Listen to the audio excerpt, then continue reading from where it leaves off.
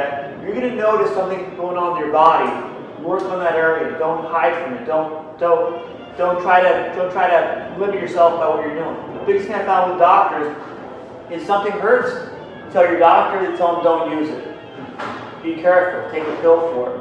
I go, if it doesn't hurt to where it causes pain, you got to work it. The joint needs motion to get stronger, along with the muscles around that joint.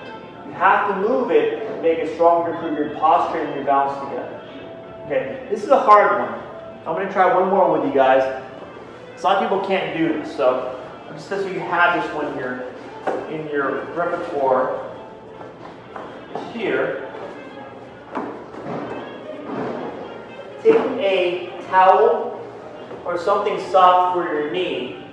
What I want to do is practice doing a little bit of lunge. So I'm going to go left leg first.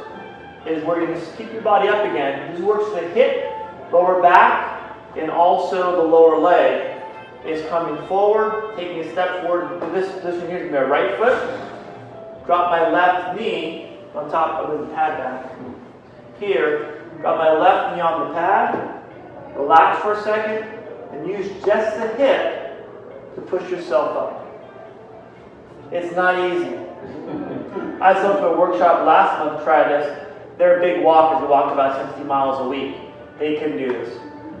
If your lateral hip, your side hip is usually a really strong muscle if you work out the muscle itself. By doing these, coming forward, taking a step, doing a lunge, I call it a resting lunge, stopping, and coming back up, using chair if you need to, push yourself up. Okay, same thing as before too. If you have hip problems, do range of motion exercises for your hip. Keep moving it up and down. Just doing these allows your hip muscle to move more hip motion, better balance. If you're not loading it, if you're not doing this, just not loading it, and just doing this one here for hip raises, more motion, better balance. Focus on that for now. Okay?